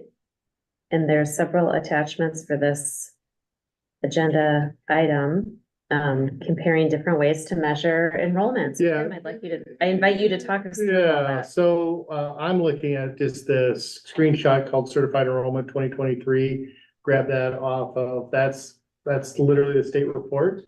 And what I look at when I mostly focus in on, yeah, there you go. I mostly focus in on total school age students served, provided education, because that's, students served, sometimes referred to as, people in seats. That's polite. Yeah. The people instead of a different word. Yes. Yeah. Butts and seats was the. Okay, I knew Ron could break, so sometimes that's just the number of kids we got in the district that are providing education. Now, what gets tricky, why you have to look at it a couple different ways. When you get students in, that's your certified enrollment, but when you count them, but then some of those students open enroll out, and then other districts come in. So the numbers here kind of fluctuate. Resident public school, the first line, resident public school students attending your district. This year it's 1,465 students. Last year it was 1,484 students. So one thing that tells me is just the population of potential students that are public school students dropped by 19.3 in our attendance area. So where did those students go? Did they move out? Yes. Did they go to private school? Possibly. And we'll look at that here in a little bit. The next line, resident public schools attending another public school. So this is open enrollment out. Last year was 36 students. This year it's 41. So we have 5 more students open enroll out according to this. Now, remember, we just asked for authority for 7 students. So my guess is, of those 5, they could all be new, but there could be 2 that open enrolled out and then 2 that stopped open enrolling out. There could be 7 new students in there. It doesn't delineate there. So you take if you're talking about how many students are we serving, you'd go to the 1,465 and you'd subtract 41. It's always important for me that these numbers add up. So now I'm going down something that maybe isn't going to work. Actual enrollment. Now that's where it gets a little tricky. Like, what is actual enrollment is if we've got a number of resident students attending your district, because I know that what Ron and I just talked about, their rear ends in seats that's the second to last line. So actual enrollment, I'll have to defer to what the definition from, that's why I put the actual, or the definitions from ISAB. But Kathy, help me with actual enrollment. How's that different than actual enrollment? The numbers don't add up here. Well, actually, The actual enrollment is what we're going to be funded for from the state. that's our certified enrollment. And so we get funded from the state on actual enrollment. Correct. But one thing that happens after is the next line that we'll look at is the 130 students that open enroll in. Which we bill out to. And we bill out. So we get funded on our actual enrollment, but then the other districts 2 times a year will bill for the students that open enroll in. But then we also have to pay back up for those 41 students. Yes. And so if you talked about, of the money that we're sending out and coming back in, we're sending out money for 41 students, but we're billing for 130 students. So we net gain 89 students on open enrollment. And that's where you get to when you have by the time you do your enrollment, you take away your students that are going to a different district, adding your students that are in. That's that total student age students in your district that you're not going to get funding for them all, because some of them, well, you're going to get funding, but you're going to get it in 2 different ways. You're going to get either the state funding or you're going to get the billing funding on the open enrollment. Now, when we bill for open enrollment, we don't get everything that comes with the students, because what stays behind is the TSS money, the PD money that stays behind, that doesn't go with the student. Correct. So that stays with, and so that'll come in a little bit in our discussion about ESAs. But our total students provided instruction did drop by 20 students this year. So, just understand, however the money is coming in, whether it's coming from the state or billing from other students, that's 20 students. We won't see that $140,000 roughly drop in 1 year, because we're guaranteed there are a couple of things that will happen is the state guarantees you 101% of what you had last year. And then if they give us a 3 or 4% increase, sometimes the increase, when we talk about new money, we, if it's a high enough percentage, we may see the same amount of money that we got last year, because even though our enrollment dropped, what the state gives us per pupil goes up. Think I'm explaining. Stop me when you have questions. So that's why I dropped in a couple other things. The first thing was just my homemade spreadsheet, just kind of, I took the beds enrollment. Beds is gonna be the students in the seats that we serve. That's our enrollment for Decorah, and I kind of put it in. You could look in and you could say, this year's 3rd graders were last year's 2nd graders, were the year before 1st grader, and the year before kindergarten TK. We have a couple of what I consider unique features of our district. Because we have transition kindergarten, our kindergarten numbers look a little bit bigger. And then The other thing, when we get to ninth grade, our enrollment jumps up because we're getting the St. Ben students. And there's a little phenomenon, maybe by which you might see our enrollment grow a little bit at the middle school as those students start leaving St. Ben's and start going to the middle school. Or the homeschool assistance Or the program. homeschool assistance program. So it's just a little hard, it's not as, in my other districts, when I didn't have a non-public school, it was just easy to say, okay, we had 100 students in first grade, Bella has 100 students in second grade next year. So we're just a little unique that way. And the last thing I put in was, this was a new chart this year, and that's the ESSA funded report. So ESA stands for Educational Savings Account. And if you remember when they passed the law this year, kindergarten could attend and get an ESA, and anyone that was at the 300% poverty level.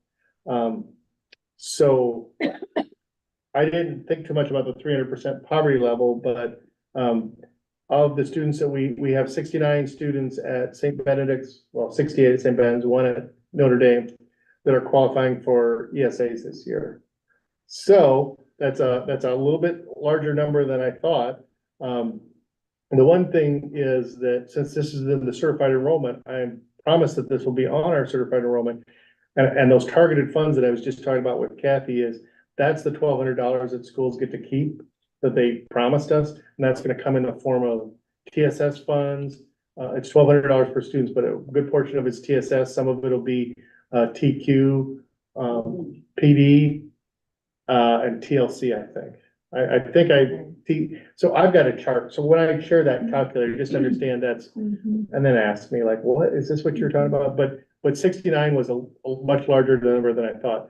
We looked at that enrollment because the question is, how many of those students attended Decorah Public School last year? We identified 3 students that are now who actually left yeah. And the rest of them are students that were already there, or the kindergartners. That's pretty good. When I saw 69, that was just a bigger number. And so I just wanted to share that all put together in my enrollment information. And actually I was asking a lot of those questions last week at ISAB because we'd heard for a while that we were allowed to keep this $1,200, and it's not going to go just general fund like we prefer it to go. It's going to come in as targeted assistance. Categorical funds. Categorical, yeah, but it'll still be helpful for sure. And next year, when they start trying to find ways to save money again, that's gonna be the first thing on the chopping block. It's entirely possible. Don't count on it. It'll take it away before we ever get a chance to get used to it. Do we see, I see like this year, the kindergarten and TK, I mean, those numbers are up. Do we see any kind of trend? Is there a trend that? So one of the things that happened this year, we have a lot, we're a pretty unique community, and I say that with a big smile on my face, but we have a lot of, we had opened up another section of TK just because we wanted more children. Parents requested more TK. That's good and that's bad. That we feel like then they're better prepared for kindergarten, but it kind of does create a little bit of bubble because now instead of 20 students in TK or 18 in TK, now we're gonna have 36 in TK. So we've kind of, I don't want to say redshirted, but we're but I'm not saying redshirt. I mean, they're gonna be in the pipeline an extra year, which is good and bad. You know, just any kind, and talking to some elementary people here, anytime you put that bubble in and you're used to being a 5 section and all of a sudden you have a 6 section, that always causes stress. All the way through. It's All the the way wave through. that carries through the whole way. So, Yeah. but yeah, I don't think that going back to that one, talking about the number of public age students that attend school in your district, our population is going down that's attending public school. So I'd love to say, yeah, we're turning the enrollment corner, but I think that this is just a bubble. So. Thank you. Any other questions for Dr. Cronin? Before moving on.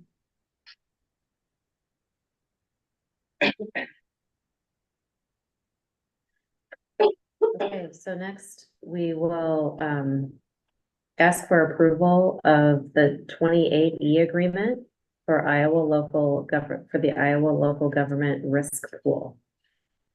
So what we have here is a proposal from Wood River. We'd looked at this before with the other board. This is a way for us to enter into a contract and be able to buy our natural gas through our management fund. So one of the things I did lean over to you, I think both at the thing was, I'll always preserve ways to save general fund. And so our general fund spends about $100,000 on natural gas.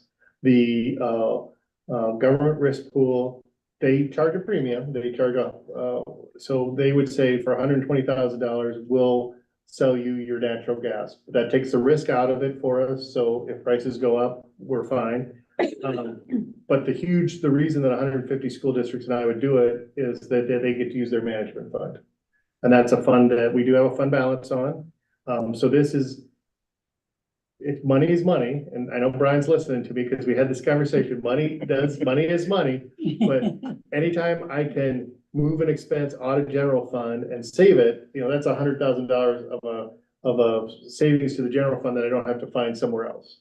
And again, with presenting an enrollment that dropped by 20 students, we just need to really be careful with our spending so this, it's $100,000 cut to general fund.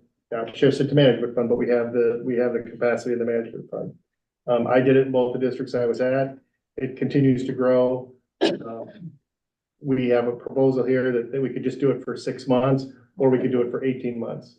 I like the 18-month one because it locks it in, and I personally think they've maybe underestimated what our cost out at this building will be.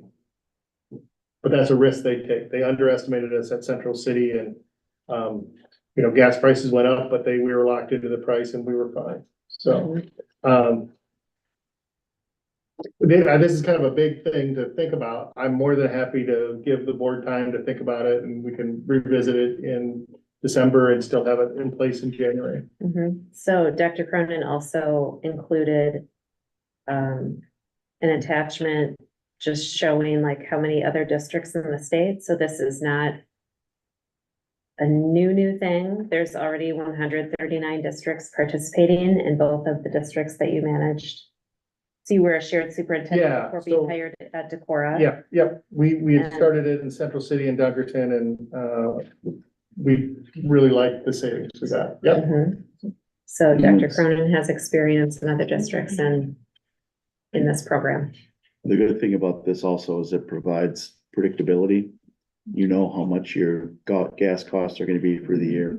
You don't have to worry about, because it's talking about Winter Storm Uri, cost prices just spike 2 or 3 times. We can kind of laugh and say, we don't care, we're protected. Obviously, the flip side is you're going to pay this much money, even if it's 80 degrees all winter long. But hey, if this is Iowa, I don't think we really have a lot on the line then. Yeah, the inverse could also be very true. Yeah. Could be negative 15. Yeah. Go ahead. Oh, I was just gonna say, we might be happy if it was 80 degrees all winter. Oh, yeah. We might say we jinxed it. Positive. I'd surely like, using the new funds out of the new account where we don't have to save or cut to $100,000. It is a 20% surcharge to get into it, and we're really rolling the dice. So and I looked at Tim, thank you for sending me the last 11 years worth of history, and our heating bills fluctuated a lot up and down both directions over those 11 years. So, it's 139 districts out of 328, I think, but so over half aren't doing it as well. And maybe this is going to keep growing, but is there a way we can talk to our people we're buying our natural gas from now to see if they can give us some indications of some prices going where they think prices are going to go going forward? I certainly could. Are we still contract with Wind River? Wood River. Yeah, this is the same company, just a different way Yeah. to do it. This is not like your house because we've got buying power here. We're not at the whims of, service like each of us is individually because of the buying power. So it's just, okay, which cooperative are we going to be part of? Right, I personally, and I'm in favor of this. I'm really interested in conserving general fund money wherever we can, and I think it's a great suggestion to move this to management funds. So, and I realize that it's an extra investment, but with the extreme weather swings that we've seen, I'm interested in being proactive to protect ourselves, to avoid skyrocketing prices as we saw a few years ago.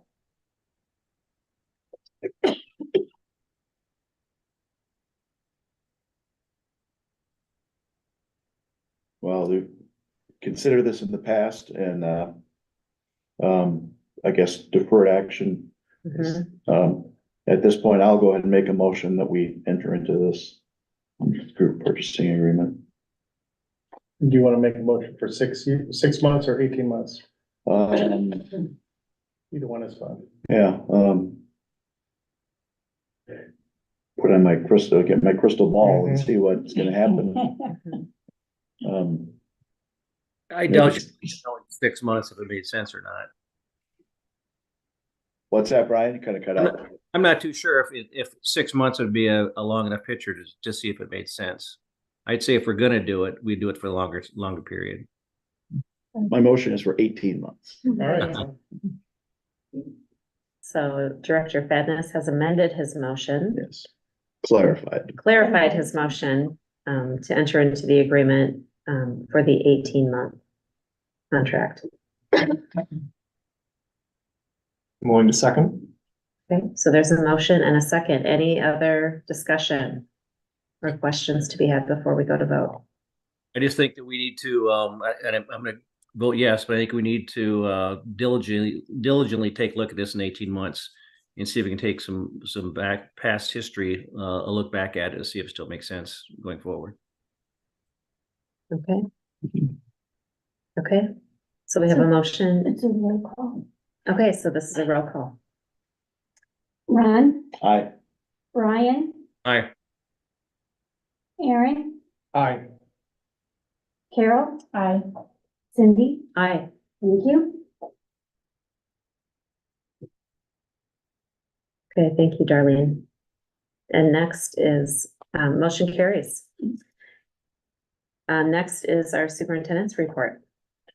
I guess there's a couple things that I'll highlight on my report in there. We did meet with Nick, the architect, on Friday with the admin team, and we just kind of talked about giving him stuff about a new elementary school. He's worked a lot with us in the past. But I think we clarified that we're looking at, he had plans for pre-K through 3, like 3rd grade, and 7 sections per grade level. And we kind of refined that where I think we're at pre-K through 2 and 5 sections with the ability to grow a little bit.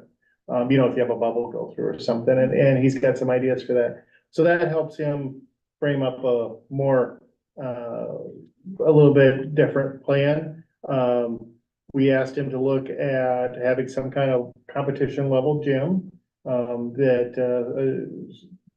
the number one, it's gonna be a great gym for the elementary children, and then, across the street, so opportunity for the high school to, have stuff going on. And, we asked him to look at, now, one of the things that he's never had before was the whole island, the whole Hively Island. It was never gonna go that far. As the district was able to negotiate, and we wrote the check out a couple of weeks ago, it literally does happen, we do own that. So Aaron, if you wanna move the recycling dump, or the recycling bins, hook up your truck, buddy. With that, having the whole space, he's gonna design a plan that would have the tennis courts remain in the Hively Island. Like, it would probably be build a new John Klein farther west, And then when you get it built, then you could raise the old John Klein and look at putting tennis courts there. These are just ideas, but I want to make sure the board was aware of that. I know tennis courts are a big thing. Possibly Roz is writing that down as we. Her pen's moving fast. You do, yeah. So those are, we haven't seen options. We'll continue to work with Nick. He'll get more involved with the board and small groups. We just kind of want to get some kind of structure to what he's drawing. And there'll be obviously input from teachers, an opportunity for that. But there is a nice part of the process where you kind of refine it a little bit. So that because you can go into those meetings and people can, as I've experienced in Central City, we need a swimming pool, we need turf football field, and we were just talking about a transportation building, and so you do want to kind of give a little bit of structure. You did meet with administrators. Yeah, administrative, it was Nick. it was super helpful for me, because then we just kind of all had a dialogue and talked about what if, and if we're gonna put any kind of size gym, we do want that closer to Claiborne. We don't want it tucked into the back, and so I thought a good dialogue, good opportunity. I appreciate the administrators being available on that Friday. And then that being said, the other thing I wanted to talk about, it's awesome to see your smiling face, Shanna, is while we want to look at building a new John Klein that has space for our 4-year-old kindergarten, statewide voluntary preschool, I guess 4-year-old kindergarten is a Wisconsin term. Statewide voluntary preschool, which we currently don't have space for it, current John Klein, and we moved back to West Side. Well, we wanted to bring that into the new building. We understand that new building won't be done until about 2028. In the interim, if we have a yes vote next November. When we have a yes vote next November. Right. We have a yes vote in November of 2024. We borrow the money and start moving dirt on 2025.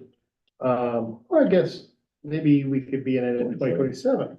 I don't know. So that being said, that's still 3 school years. We had a dialogue discussion with Sunflower. They're finishing their new daycare center, and they wondered if we would consider moving our statewide voluntary preschool programs, 2 of which, 2 classrooms, into their new facility when they get done in the summer of 2024. Well, for the fall of 2024. We see some benefits to that, and I just want to make sure the board understood that we were having those discussions and not be surprised by it. But Shanna, I think the benefits are a nice building, opportunities there, but you came to the meeting, you could talk.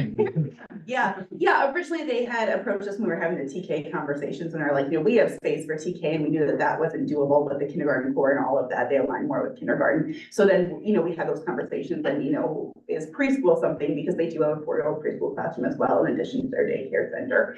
So that's kind of where it started with them approaching us. Some of the benefits, if you've been to West Side lately, obviously the building needs a lot. That's a lot of lots. A lot of love right now. So just the obvious one is that it's just a newer, nicer building that we could be moving into. Right now we're working on just sharing a lot of concerns with John Klein West Side, and this would alleviate a lot of those concerns. With that, just access to these brand new amazing facilities as far as the playground. They're also building a daycare and discovery center. So if you've been following that, we would have full use of that almost mini science center museum that we could utilize as our preschool classrooms.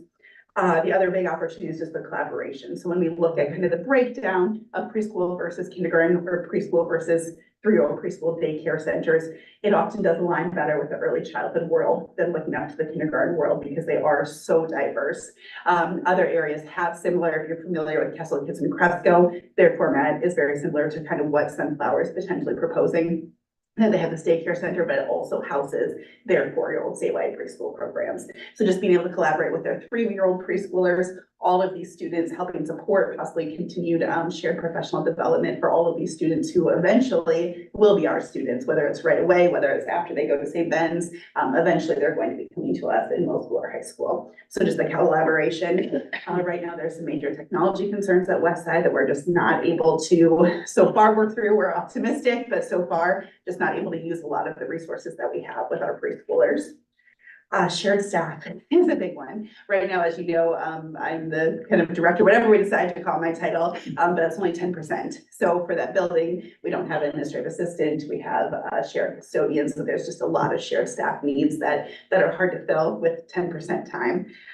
We're asking our teachers to do a lot of stuff that teachers in other buildings are not needing to do, including serve lunch and helping with custodial things like that. Another one is just safety and building access. And again, we're working hard on this, but it has been a very big challenge. It's gotten better recently, but just a more secure building that has those people at the front, has that system to buzz in through those staff that can help with that, are some of the big possible things to consider as far as benefits of this proposal. You know, we certainly could look at it. Is it something that we just do in those, 3 or 4 school years till then? Is it something we consider longer term, like Kessel Kids and Cresco? Is it more long-term discussion? All things to consider. With that, there are a lot of barriers that go with it too. So as we started talking, there's a lot of pros and there's a lot of cons that would have to be talked through. But I think we wanted to bring this conversation to Dr. Cronin, obviously, to make sure he was aware, but then to the board, kind of asking if we should pursue these conversations or kind of where everybody is at in their thinking. So one of the other notes that's in the superintendent packet is that cost to rent space or partner with Sunflower would come out of PEPAL funds, which currently is preschools funded out of the general fund. Is that true? Well, yeah, so I hate for everything to be about money with me, Well, but there's a lot of my job that It's is. important. So we looked at, okay, we would have to rent this space but if we rented this space, well, John Klein or Westside, excuse me, we wouldn't need to run the heat quite as much. We would kind of what I call winterize that building. So Kathy pulled up some calculations. So I think the big things that I saw in the calculations was, I think conservatively, you're saving about $10,000 in utilities. And the difference between still owning it, but turning the heat down, what we do at the farmhouse, empty the pipes, whatever, versus having it be comfortable for students every day. And then the other cost is we're hiring custodial staff for that building. So there's a savings there, although we would just redeploy that custodian because we're short in the district. So I can't say that we would save a custodian salary because we need 2 custodians currently. So we would literally just be able to have more services provided in our district, but not having that building open day to day, and Shannon's right, we don't have it overstaffed. But you'd save on, for sure, custodian and the utilities. So that's kind of that spreadsheet that, was linked on one of the multiple spreadsheets I shared with you. So for sure, there's some benefits. Obviously, Sunflower gets rent from the school district. That's a nice thing for them. Something to think about. We just I don't want to get too far into discussions with Sunflower and then have the board be shocked by, I didn't know we were even thinking about doing that. Yeah, I think Sunflower is such a huge asset to our community and a huge economic boost to, as our workforce is considering Decorah to work in. One of the things that young families are looking for is childcare. So in many ways, and the elementary school. So we're talking about 2 different facilities, a future elementary new building in the school district, but the Sunflower childcare that is literally the front door to our community. 100%. And I think that I really applaud Steph Fromm and her team that has put this project together, because they've had to use a lot of creative thinking of how to fund it, because there is no money in primary childcare, to be honest. So, I would be really proud to, consider the school district helping partner and support the Sunflower in this way. So I'm really excited that you're beginning to think about it, and would be really excited to continue conversations of but, you know, to be honest about the pros and cons of what that would look like. And with that, they are currently a collaborative partner, so part of the statewide voluntary school funding, we have 5 collaborative partners, including kind of the state bends, the NISI, the Sunflower, so we already do collaborate a lot with them, so this would just make those collaborations much better and a lot of dual benefits, exactly, that are helpful for the community, helpful for Sunflower as well, helpful potentially for our students and staff as well. And this would be just until the new job. One of the questions, yeah, so there's several options, you know, one would be just, no, don't proceed, don't do this. One would be, are we looking at it just for those 3, 4, hopefully 3 years until then? And one option would be to consider, is this something that we want to do a model similar to like the Cresco, the Kessel kids that we wanted to continue it? Okay. So otherwise they would be building an extra space. Yes, that's why it gets tricky, because there's a lot of big Okay. decisions. Yeah, at the same time. So do they have a timeline for when they need to know this information? Rather than later would be appreciated, I think. They have a lot of questions on their end though, too. You know, there's a lot of staffing questions. Just thinking even of like my role and how that would look and how we would support them, because we oversee all the collaborative partners, how our staff, because they have a preschool room, how that would look. So there's a lot of conversations to, you know, as we go into it, how difficult it is. So, yeah, and it would be hard to have that rental, that financial support and rental for that 3 or 4 years, you know, knowing that's gonna go away. Do you have? Yeah, and we did have a conversation, so I think we're all very much on the same page about the options, and if that was an option, that'd be very clear that it is until that point. So I agree, it would be hard, but it would be very clear and open communication as far as what we're looking for. Are there any disadvantages that are very obvious to you? Yes. And like, do you have interest or time in sharing those with us today? Yes, if you'd like, certainly. Yeah, one of the biggest ones right off the bat is they have one preschool room available right now, but we have 2 preschools, but they also have 2 school age rooms available that are available during the day. But those school age rooms are used before and after school. So what we'd be looking at is we have one preschool classroom that had their own room, and one of our rooms would potentially be going into a room that was used before and after, which if you've been in the classroom is a very challenging thing. So there might have to be conversations. Is there anything we can do to not have that happen? Just the challenges of a shared space. Exactly, because again, you prep your lessons, you do all this stuff, the materials might not be the same. There's just a lot to think about that there. There's some equity issues. If they have their preschool and we have our preschool, you know, the pay that they get versus the pay we get, and, you know, benefits, things like that, but we're, you know, right next door to each other. So there needs to be some questions there. Those are some of the big ones that have come up right away. We have asked our preschool staff to move again. Right. So that'd be a lot, but again, that's a short-term concern. So if this is a long-term solution, it would probably be worth it, but that's a big ask. And then figuring out, I think, some of the roles and responsibilities, I think, you know, again, isn't insurmountable, but yeah, lots of conversations that just needs to figure out who does what, where, and all of that. Head Start also currently utilizes the West Side building. So if we were to completely winterize it and shut it down, then we'd have to consider, I mean, it's not our job to find a place for them, but again, these are our students that are eventually coming to our school as well. And we do support them a lot, with special education services and things too. That is, I did forget one pro though, our special education services, we often do have to support, get to support the 3s and the 4s over at Sunflower. So we might better be able to serve the 3-year-olds who are already there and provide some of that support that our teachers, our administrators are kind of specially trained to do. So.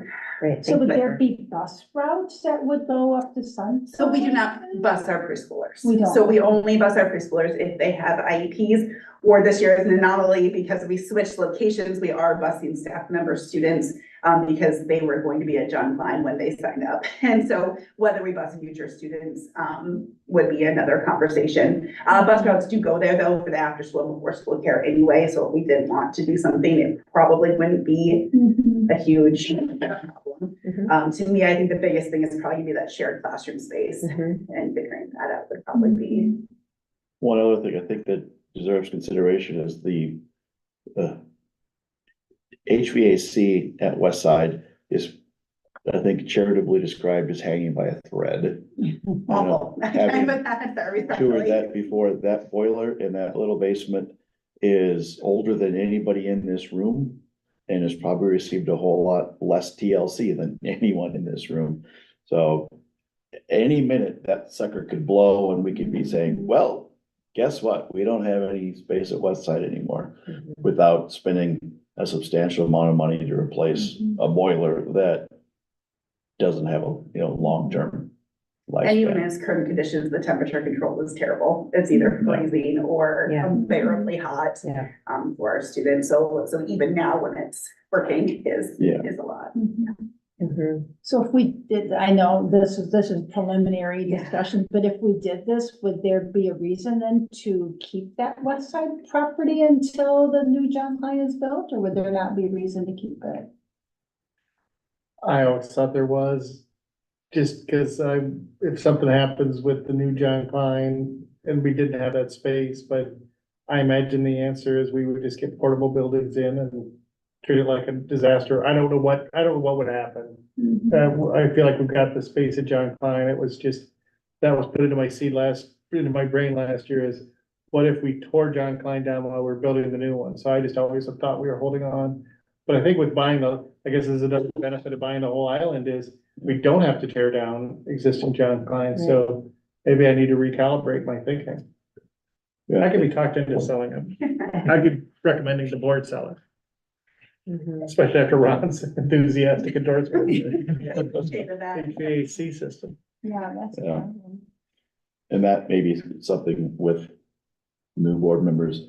We should schedule some tours Yeah, we again for should some of these schedule. Would love to facilities. give Yeah. a tour of West Side. And I've been on the board a couple of years and I haven't had, And just some of the barriers, I do think it's really important to know and see some of those things. So I think that would be really appreciated. well, and it just makes me think, I know that we're not talking about the future of West Side necessarily, but the longer that the school hangs on to it with such minimal use is kind of holding it back from the next use. Other possible things, yeah.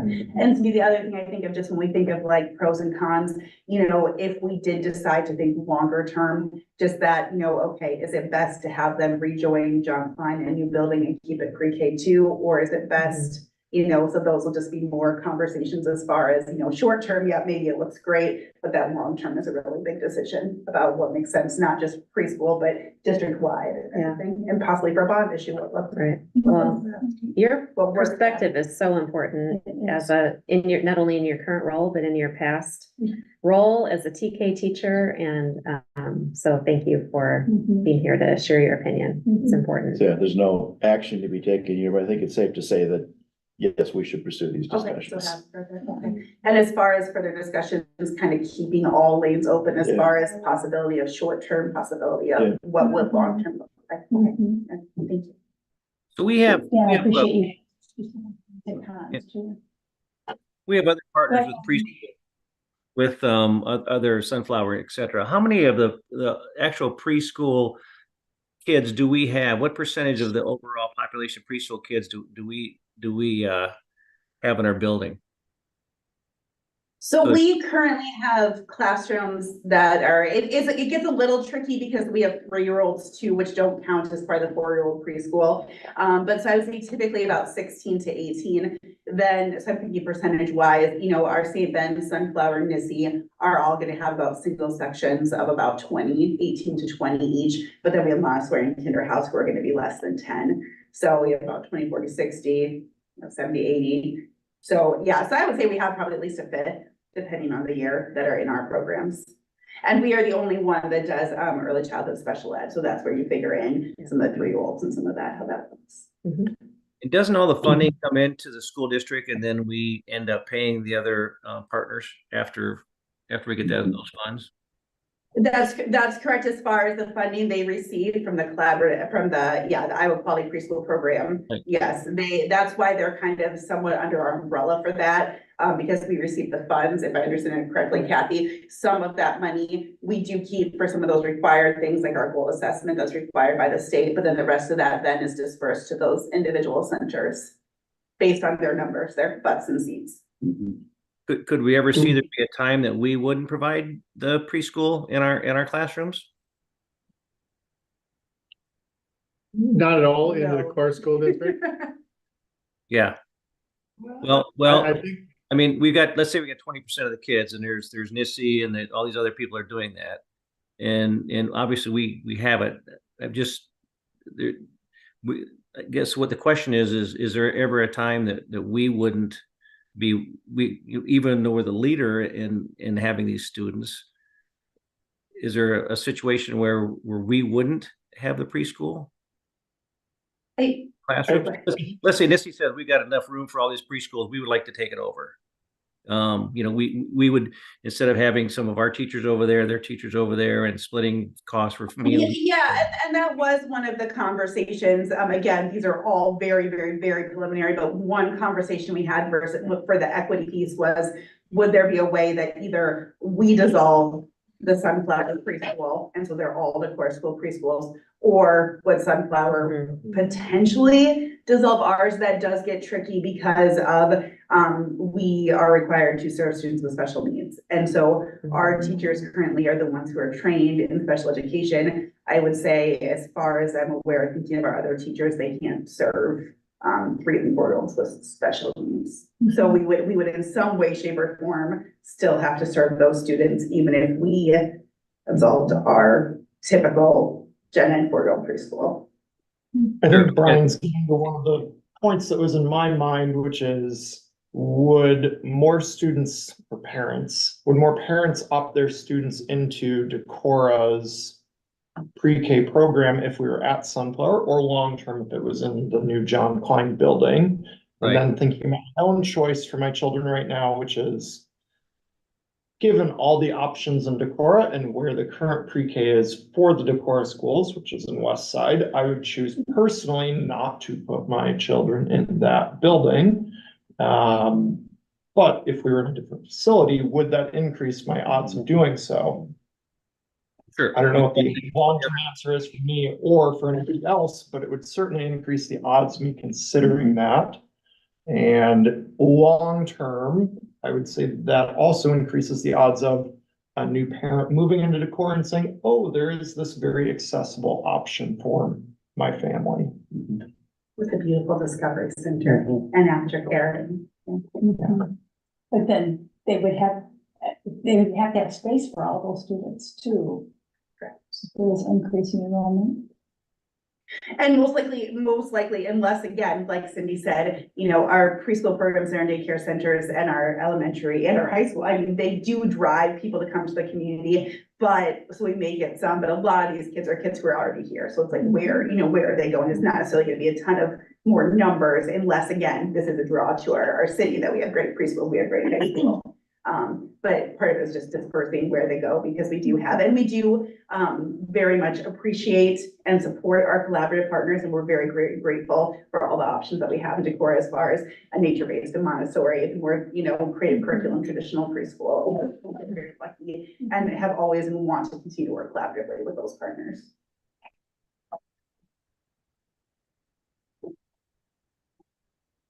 Okay. So I appreciate the robust discussion, and we will continue dialogues.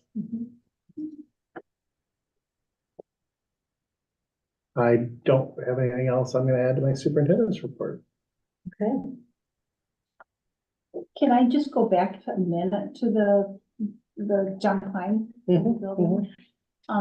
You mentioned that, you have a few things you've talked to the architect about, but just to clarify for the public, there is no plan yet for a building, and that we are going to be seeking input from the community. So I just want to make sure that gets out there, because I've been having people asking me, and maybe other board members have too, where we are in the process, and they want to have their input, and they want to make sure there's going to be a time. So I just want to get that out into the public, that there will be time, and that we will be listening, and we will be asking questions. And yes, thanks for clarifying. Among other things, one of the big things was just making sure that it was possible to, one of the big questions last Friday was, now that we have the whole island, can we get a tennis court back in here. I mean, I think I can, I think I can do the little, beacon or Google Maps, but it's always nice to make sure the architect knows. So absolutely. And I do notice that the, John Klein students are out there playing on the tennis courts Yeah. every day at recess and. And it's a great model and plan to have a dual purpose, you know, hard surface playground with basketball hoops that, oh, by the way, is also a pretty nice little tennis court. Right, yeah. It's a great luxury to have. And can also be utilized for pickleball. And it's important in some stages of life that it can be used for pickleball. I'm gonna look at the administrators that were in the room. What was the cost per square foot that he gave us for construction? So the rough, as far as where you figure things are right now, is about $350. So just keep in mind, that number's not gonna go down. So This is for the, for any construction for For a the school, building, he's saying for the building. $350 per square Kind of the foot. market number, right? And does anybody remember what the number was when we did the high school? Less. Heck of a lot. Started with a 2, I'm quite sure. yeah. I'm sure it started with a 2. Yes. Tim, one thing too, that we have not met with our architect since we hired them. And I think it's important that they come and can get in front of the board itself, especially we got some new members and you know, I think there's other things that are happening behind the scenes, but I do think that I think we should have a conversation with them as well. Yeah, we'll get that set up, probably in December. Okay, perfect. And also, while we're clarifying things, which I think is a good idea, Carol, I don't think anyone in this room has any intention of closing down the street between John Klein and the high school. That's, if anyone is worried that that's something that the board is in favor of, don't worry, that sounds as dumb to us as it does to anybody else. So that's something that we definitely would not be recommending for the city to do. No. I think that's really important to get that out into the news. Yeah. Well, and another change that's happened since the Bolton and Mink study was done is that the school district has purchased the land in the area that study was done. So it's a different scenario now. And that's where it'd be really good to have a conversation with the school board and the public able to hear it too, that we are having conversations just about that. And so we know what decisions we've had going forward. Because even the board hasn't talked about that, you know, as a board, but I think we all do know, as Ron said, that I don't think there's anybody that was on the board that would want to shut down that road between the high school and John Klein. But we've never really had that conversation as a board. It's ourselves. So good stuff. Yeah. Okay, financial report. This month you'll have 2 reports in there. We were able to get a balance or a bank statement from the Bank of Montreal since the switch from Bank of the West. So you've got the September and then the October one. Our revenues up are about $168,000 more than a year ago, but our expenditures are up about $294,000. Again, you've got all of our revenues and expenditures there listed, all of the bank balances, and then comparisons of bank balances according to last year. Most of them are down again, but we made quite a few larger purchases, so that is to be expected. The one fund that is up is the management fund, and that was strategic in mind.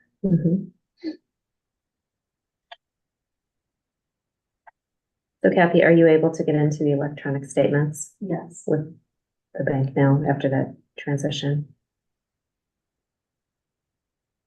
And I think as of December 13th, I think the Bank of the West Treasury will be closed, so we won't be able to go back into to look at any history. Okay.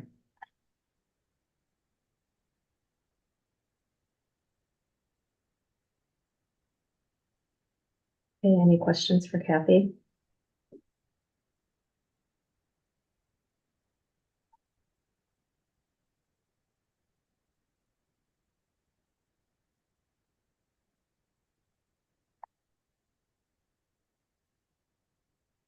Okay. So without any further questions about our financial report,